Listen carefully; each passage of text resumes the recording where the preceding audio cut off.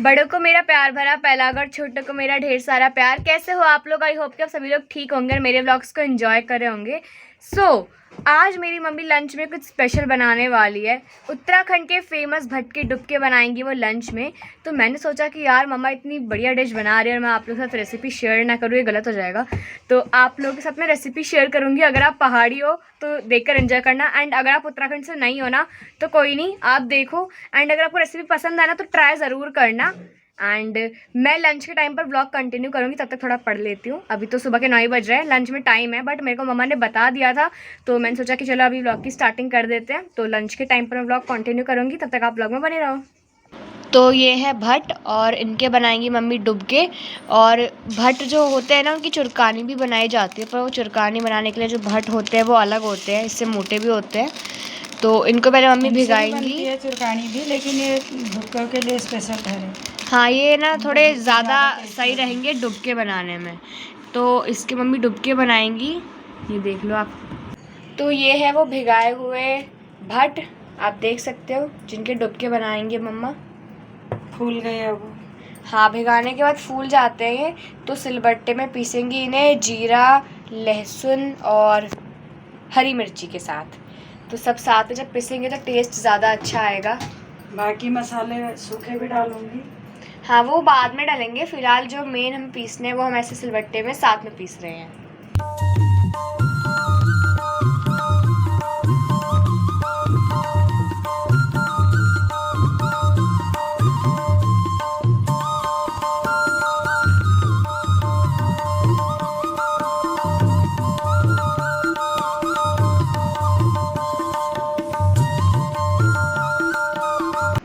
तो भट्ट आप देख सकते हो हमने अच्छे से पीस लिए हैं, मतलब मैंने क्या, मम्मी ने पीसे हैं। और कई लोग तो क्या करते हैं ना, जब भट्ट को भिगाते हैं तो उसके साथ ही चावल भी भिगाने रख देते हैं, तो चावल और भट्ट साथ में भीग के सॉफ्ट हो जाते हैं, फिर उन्हें सिलबट्टे में पीस दिया। ठीक है, बट हम लोग ने ऐसा नहीं किया, हमने चावल नहीं भिगाया इसके साथ में। हमने क्या किया, इसमें आटा भी डाला, गेहूँ का आटा ऊपर से डाल दिया। मैंने इसमें आटा डाल दिया, उसको आलन बोलते हैं, जैसे चुरकानी में भी इसमें भी डालते हैं। और गहत के डुबकों में नहीं डाला जाता है, कहीं कहीं उसको बिस्वार बोलते हैं और हमारे वहाँ आलन बोलते हैं। तो चावल पीस के क्या होता है, दोनों एक साथ पीस जाते हैं।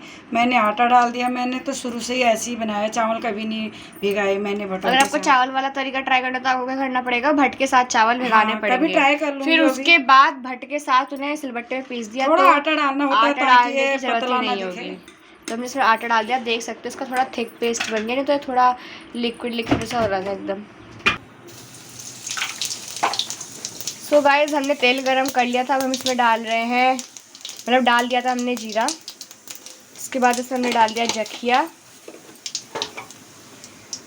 अब इसमें हम जो डालेंगे वो है लहसुन।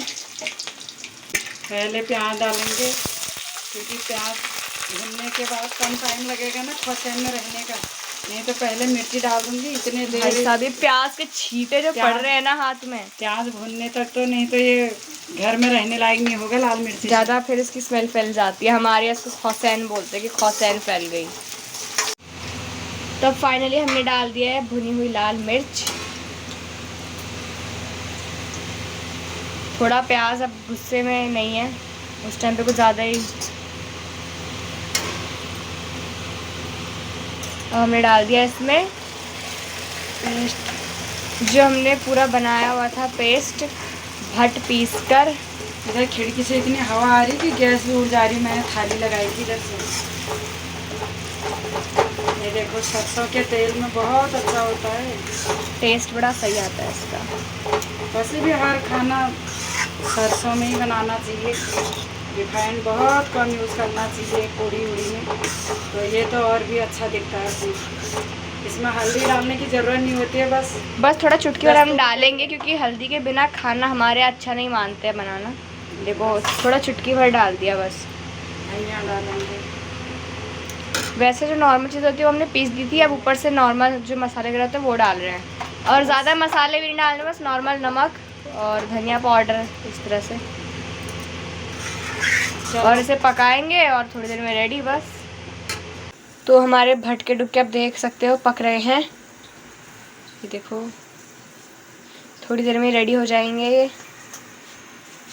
कैसे उबाल आ रखे हैं। गाइस हमारे भटके डुके रेडी हो गए और हम इन्हें खाएंगे चावल के साथ। हेलो दोस्तों, बड़ों को मेरा प्रणाम और छोटों को मेरा प्यार। तो आज हमारे पास स्पेशल चीज़ आ रखी है। ये हमारा उत्तराखंड से फेमस फ्रूट है जिसे काफल कहा जाता है। मेरा एक दोस्त है योगेश, तो उसने अपने पापा यानी जो मेरे अंकल लगते हैं उनके हाथों ये भेज रखा है। मैंने देखे तो ये बहुत थे, हमारे वहाँ होते नहीं, वीडियो मैंने बहुत देखी है ये, लेकिन खाए आज तक नहीं थे।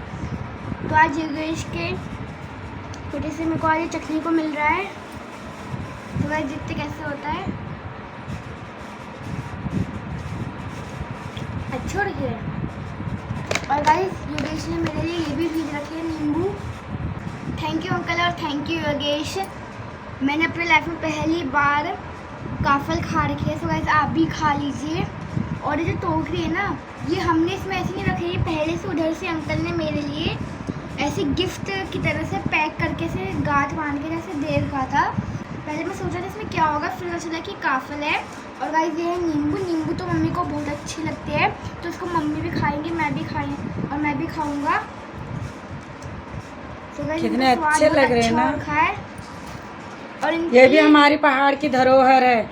जैसे पहले के लोग कुछ इधर उधर कुछ भेजते थे ना, पॉलीथीन उतने होते नहीं थे, तो ऐसे ये मतलब साड़ी धोती फाड़ के मम्मी लोग दादी लोग तो ऐसे ही वो अपने प्यार के साथ बांध के भेजते थे, कुछ भी उपहार भेजते थे। तो उन्होंने भी हमारे लिए, चाची जी ने भी इसमें बांध के दे रखा है। गांव से भैया आए हैं गांव से, तो उनके हाथ भेज रखा है। इसको वैसे चाव बोलते हैं हमारे वहाँ।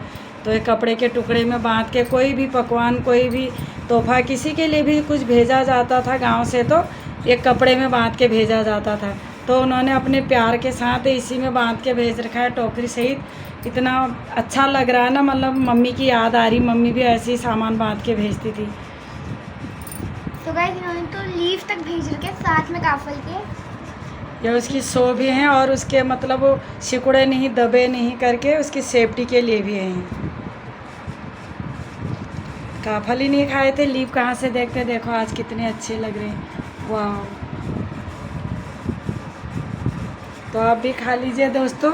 जो गांव में है वो खा ही रहे होंगे, जो शहर में है वो जाएंगे तो खाएंगे। हमारे ससुराल की तरफ तो ये नहीं होते हैं, मायके की तरफ होते हैं। और भैया लाए हैं, थैंक यू भैया, थैंक यू योगेश। कौन लिखा है इसमें? गाइस हमारे पास सॉन्ग उसको सुना, तो उसमें भी काफल को बताया गया, काफल के बारे में।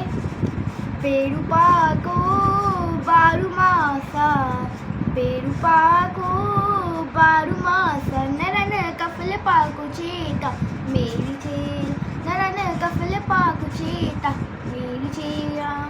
और ये बड़ा स्वादिष्ट होता है। इसमें हल्का सरसों का तेल और गांव का पिसा हुआ नमक मिलाते हैं, तो इसका टेस्ट डबल हो जाता है। हमारे वहाँ द्वाराहाट में कोटिल गवाड़ के जो जंगल है वहाँ बहुत होता है, और तो वहाँ से लाते थे भैया लोग, हम भी खाते थे। और गांव के कोई बच्चे गए हमें भी देते थे। तो इनको खा के ना कल पहाड़ उठने फीलिंग आ जाती है, जैसे आप इनको खाओगे मुंह में। भैया लाए तो वो भी इतना ज़्यादा लाए, टोकरी भर के, कि मतलब मन भर जाएगा खा के, इच्छा पूरी हो जाएगी आज काफल खाने खा की। लो। चाहे वो एक दिन के लिए ही जाएंगे, लेकिन हमारे लिए कुछ ना कुछ लेके आते हैं भैया, उत्तराखंड की धरोहर। सो गाइज ये है उत्तराखंड का फेमस फ्रूट काफल, जिसे हमारे लिए हमारे अंकल जी लाए थे। वो गढ़वाल से हैं, तो वो लाए हैं हमारे लिए काफल। मैं उन्हें थैंक यू बोलना चाहूँगी, बिकॉज उनकी वजह से फाइनली मैं फर्स्ट टाइम लाइफ में काफल खा रही हूँ। इवन मेरी मम्मा भी 17 ईयर्स के बाद खा रही है काफल। उन्होंने अपनी शादी से पहले खाया था लास्ट टाइम काफल। और एक गाना आप लोगों ने सुना होगा, भले आप उत्तराखंड से हो या ना हो, ये गाना बहुत फेमस है। बेड़ू पाको बारो मासा, काफल पाको चैता। मतलब जो बेड़ू फल होता है वो तो 12 मासा रहता है, लेकिन जो एक काफल होता है ना, ये चैत के महीने में स्टार्ट होता है। और चैत यानी कि मार्च में होता है, और मई में इसका सीज़न होता है। बट हम लोग गांव जाते हैं जून में, तो उस टाइम तक ये मतलब होता है, लेकिन उतना ज़्यादा नहीं रहता, क्योंकि इसका सीज़न जो था वो मार्च से मई के बीच में होता है। तो जून में ये मार्केट से भी कम ही दिखता है, बहुत रेयरली दिखता है। और मेरे गांव में तो होता भी नहीं है काफल, तो इसलिए मैंने नहीं खाया आज तक काफल। फाइनली मैं खा रही हूँ। एक कहानी बहुत प्रसिद्ध है काफल के ऊपर, जो दो माँ बेटियों के ऊपर है, और वो दोनों को ऐसा बोला जाता है कि वो दूसरे बर्थ में चिड़िया बन जाती है। तो वो स्टोरी बहुत फेमस है उत्तराखंड में, तो आप समझ सकते हैं काफल कितना फेमस है। देखो इतने सारे गाने, स्टोरीज़। सो गाइस अभी शाम के 6 बज रहे हैं और हम अपना व्लॉग यहीं पर एंड करेंगे। आई होप कि आपको व्लॉग पसंद आया होगा। तो कमेंट सेक्शन में बताओ कि आपको मम्मी के बनाए हुए डुबके कैसे लग रहे थे। देखो मैं अगर आपको बताऊँ ना अपना रिव्यू, तो बहुत टेस्टी हुए थे और काफ़ल तो होते ही स्वादिष्ट हैं। और कमेंट सेक्शन में ये बताओ कि आपने काफ़ल खाए या नहीं खाए हैं, और भटके डुबके आप लोग बनाते हो नहीं बनाते हो। और मैं मिलूँगी आपको एक न्यू व्लॉग के साथ, तब तक के लिए बाय बाय।